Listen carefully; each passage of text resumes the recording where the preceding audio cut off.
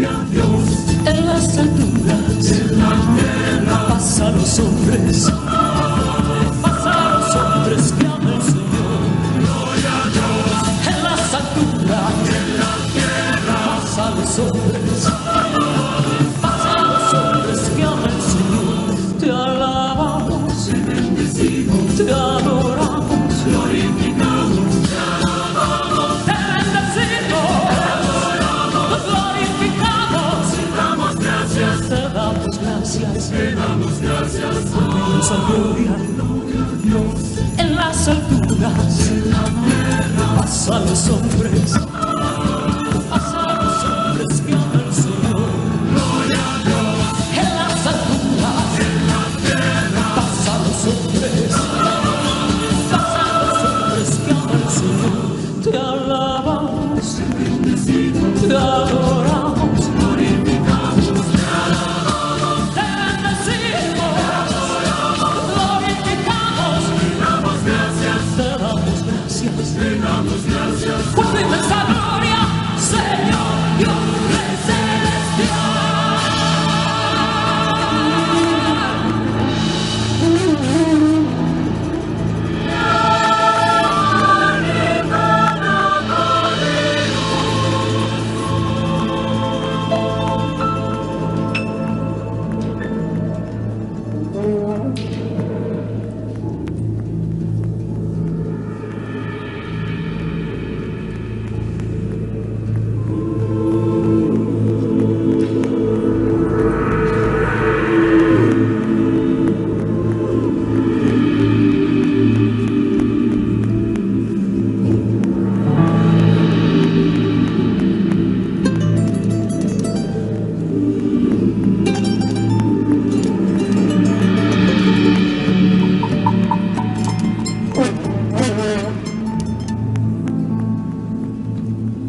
Señor, Hijo único,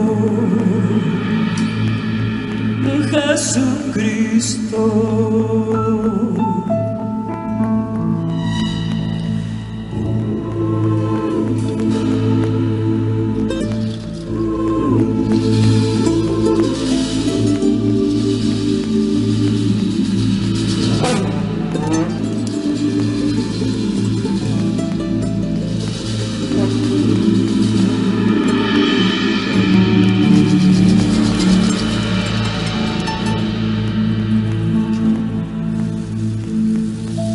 Señor Dios, Cordero de Dios, Hijo del Padre,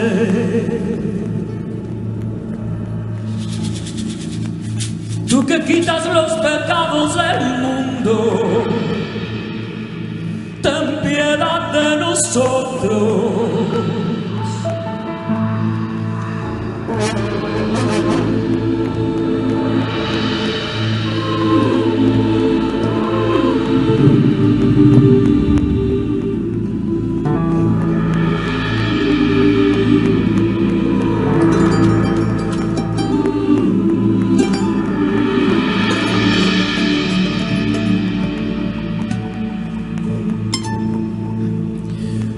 Tú que quitas los pecados del mundo, atiende nuestra súplica. Tú que reinas con el Padre,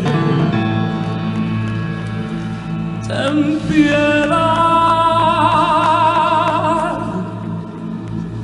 de nosotros.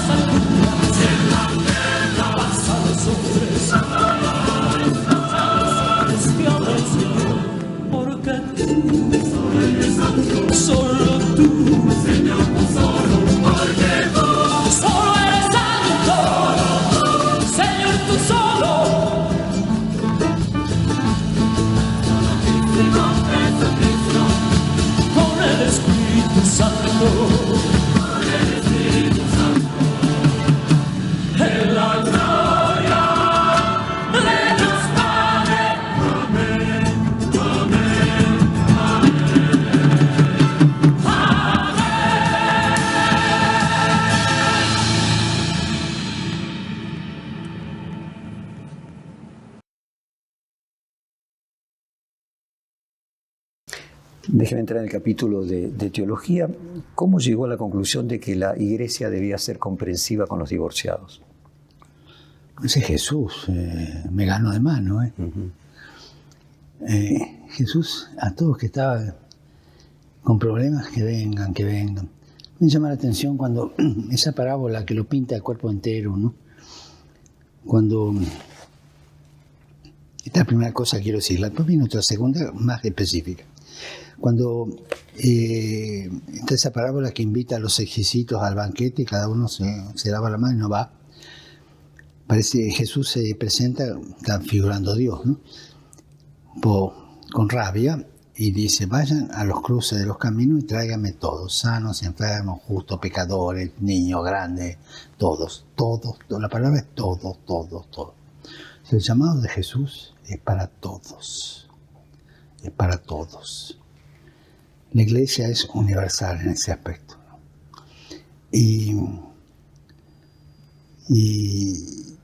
Y nadie puede decir que no, este es pecador y yo no. Cuando éramos chicos, nosotros en Buenos Aires, estaba en las familias más católicas y esto, la costumbre de que a las casas de los divorciados no se iba.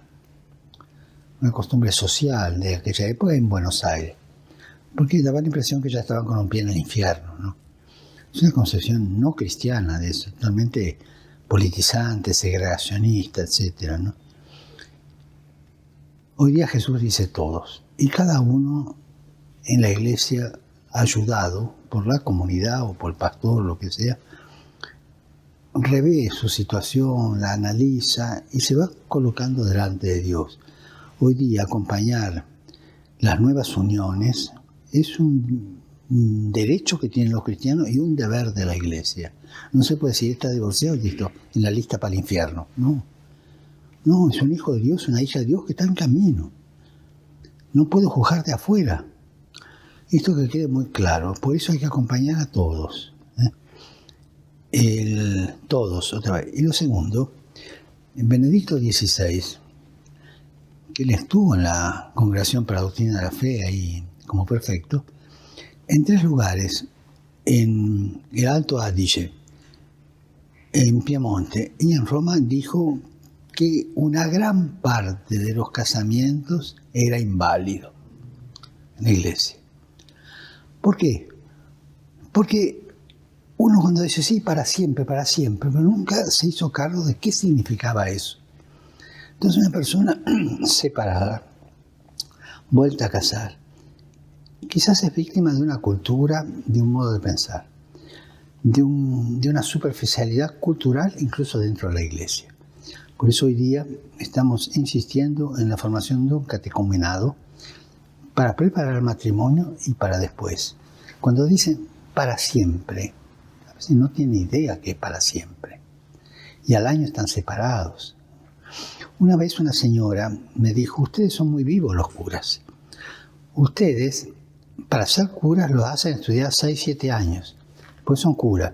Y después, si no les va la cosa, o no les gusta, o se les cruza una mujer, piden la dispensa y dejan y pueden hacerlo. A nosotros, que es para toda la vida y no hay marcha atrás, nos arreglan con 4 conferencias. A ustedes los preparan 6 años, a nosotros 4 conferencias. Creo que la preparación al matrimonio es muy clave para hacer caer en la cuenta de esto.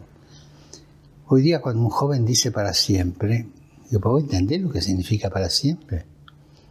¿Entendés lo que significa aguantar tu suegra siempre? No solo tu mujer, sino tu suegra.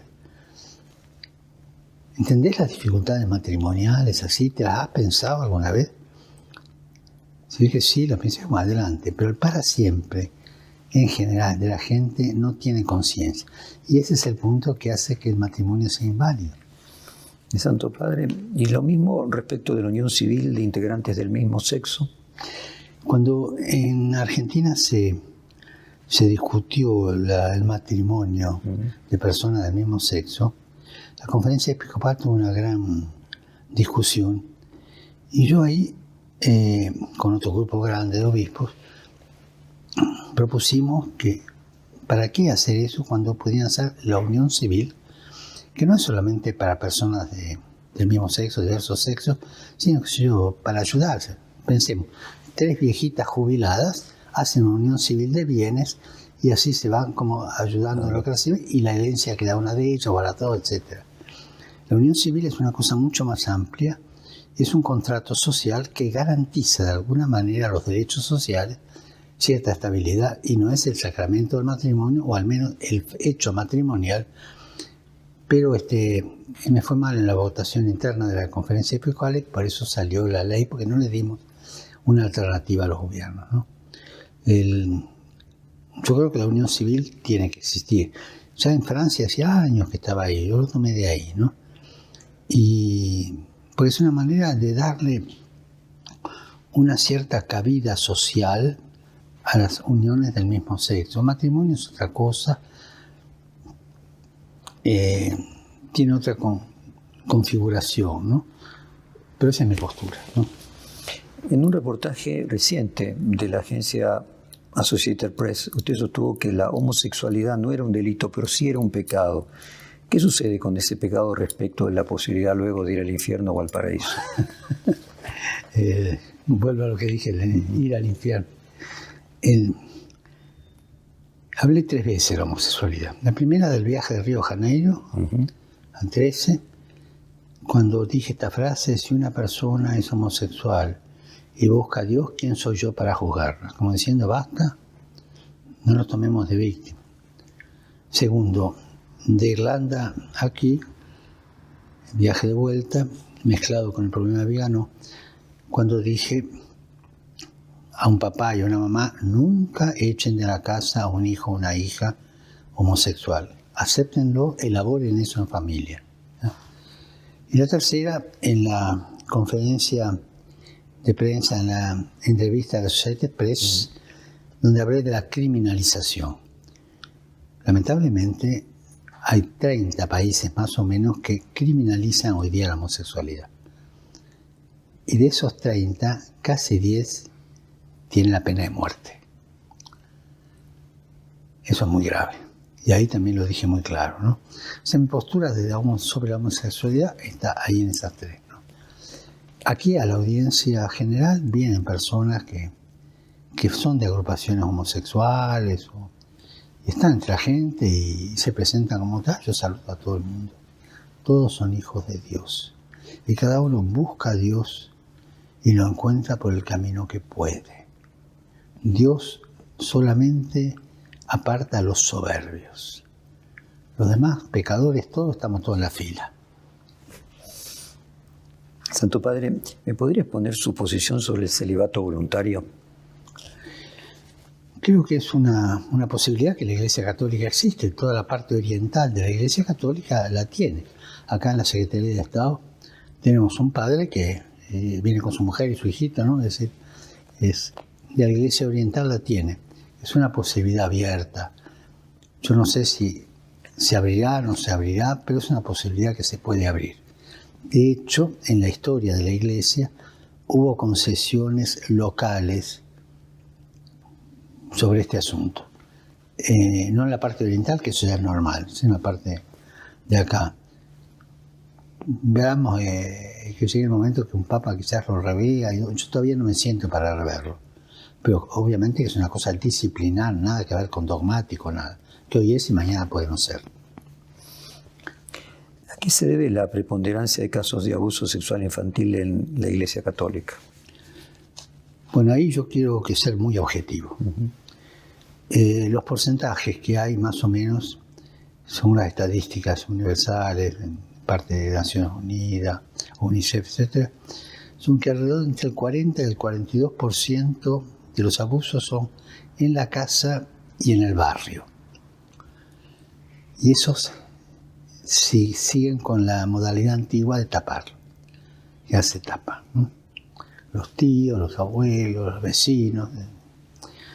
Después en los clubes, después en las escuelas, etc. Y al final en la Iglesia Católica, los sacerdotes católicos, ¿no? Que es un 3%. Uno dice, es poco. No es poco, porque proporcionalmente los sacerdotes católicos son pocos en respecto a los demás. Un 3% pesa mucho más que el 40% del otro, o pesa mucho. Y segundo, porque es una blasfemia. Si vos estás llamado como cura o monja a ayudar a esta persona a buscar a Dios, te lo comes crudo. Es un agravante, claro. ¿No? Es horrible, ¿no? Hasta el escándalo de Boston, estas cosas se tapaban, porque era lo habitual, lo que hace todavía la familia en general, se tapan por... Y bueno, este cura se lo castigaba o se lo cambiaba de lugar. Cuando estalló lo de Boston, allí se empezó a tomar conciencia y la iglesia empezó a decir, no, ni uno solo. Y bueno, estamos trabajando en eso, ¿no? Continuamente las denuncias son grandes. A mí me gusta escuchar los casos de abusos. Cuando viajo, empezó Benedicto con esto, cuando viajo, escucho a la gente abusada, ¿no? Hace una reunión y escuchan cosas horribles y todo tapado, ¿no? Crueldades, destrucciones, ¿no? Es una cosa muy grave que no podemos darnos el lujo de taparlo en la iglesia y ayudar a que se destape en la medida de lo prudente en los otros lugares, ¿no? Por eso está el trabajo de la comisión y todo esto. Pero sobre esto hay un punto sobre el abuso infantil que yo quisiera subrayar, por favor. Es el problema de la pedopornografía. Se produce pedopornografía y la pedopornografía se hace en vivo. Yo me pregunto, ¿en qué país se produce eso? Nadie sabe. ¿Qué pactos escondidos hay entre ciertas autoridades de tal o tal o tal otro lugar y la productora de la pedopornografía que se hace en vivo? Y a veces con chicos muy chicos. Por eso yo siempre pido a las autoridades, abran los ojos, busquen. Porque lamentablemente está a la mano de cualquiera en el celular eso.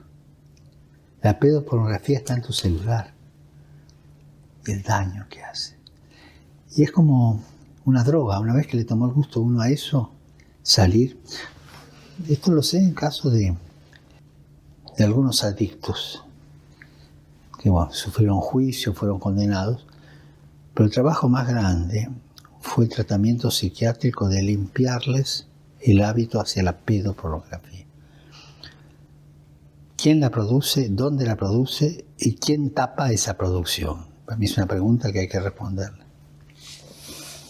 Santo Padre, le pregunto cuál es su opinión sobre el grupo Católico María 2.0 que aboga porque haya mujeres sacerdotes.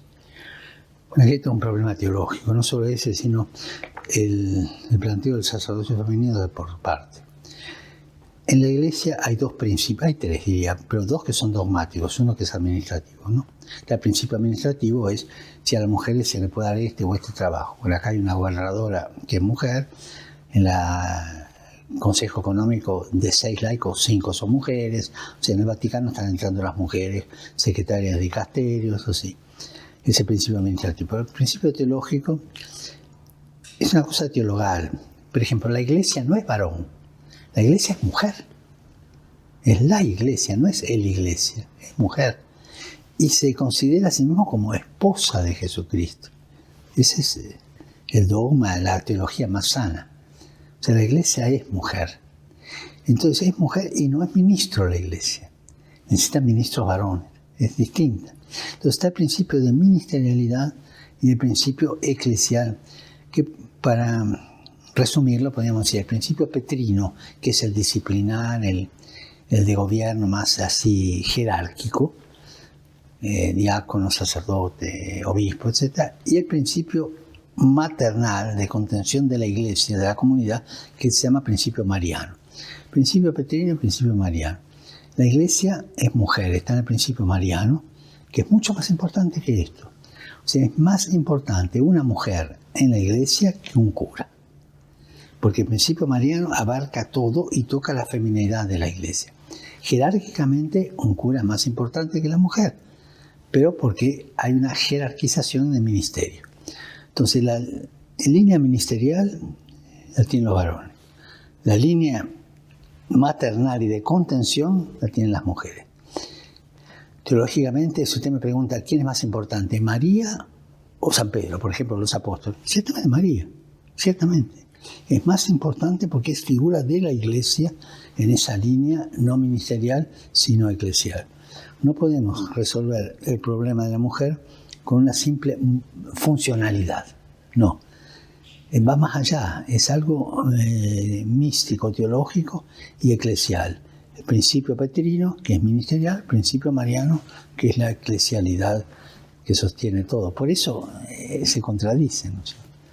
Y en ese sentido, la Iglesia de Inglaterra, la Iglesia anglicana, analiza cambiar el Padre Nuestro para sacarle la connotación de género.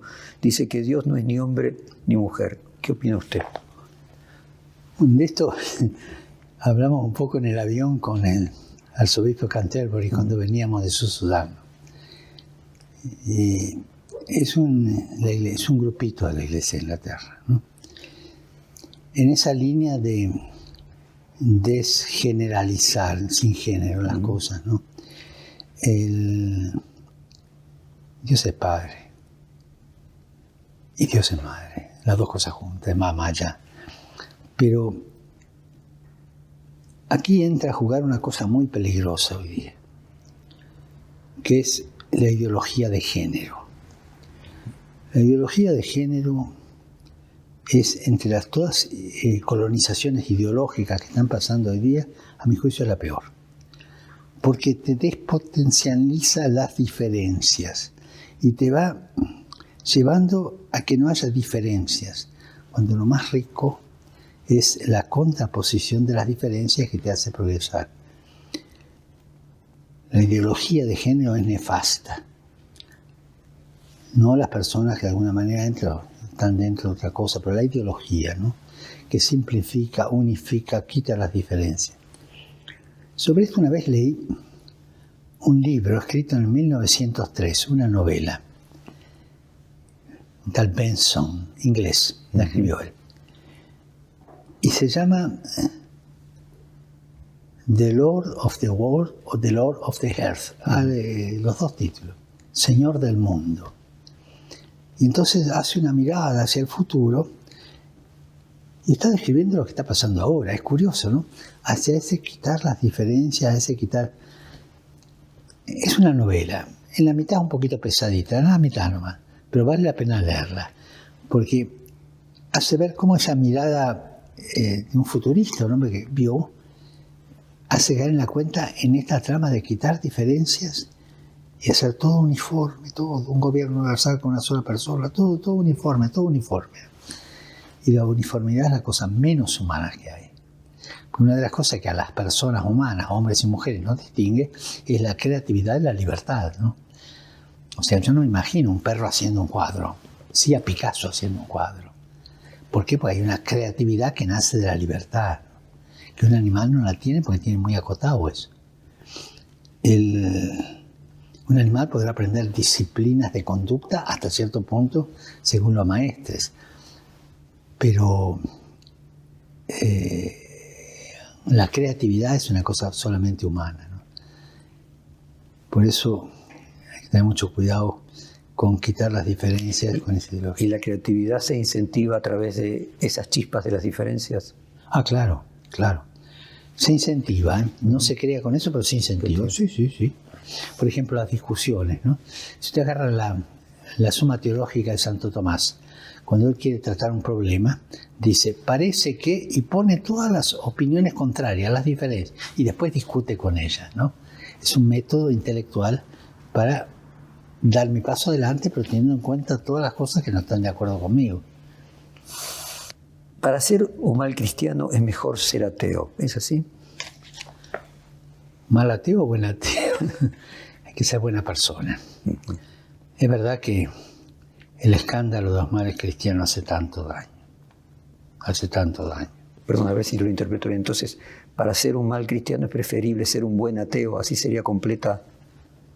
Si a mí me trae un buen ateo, un mal cristiano, yo ven y venir conmigo y charremos. Si me trae un mal cristiano, no digo, mira, tenés que cambiar de vida, tenés los retos.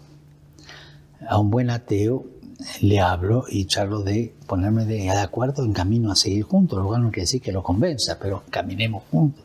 Un mal cristiano tenés que cambiar de vida. La conversión, ¿no? de las de las conductas. La hipocresía es una de las cosas que Jesús más le daba, ¿no? El capítulo 23 de Mateo es una maravilla. Creo que no sé cuántas veces hipócritas, ¿no? Que por un lado decís esto y por otro lado haces lo otro. Esos son los malos cristianos. Es hipócritas, ¿no? Digo, y por otro lado estafan o, por ejemplo, con el personal de servicio, ¿no?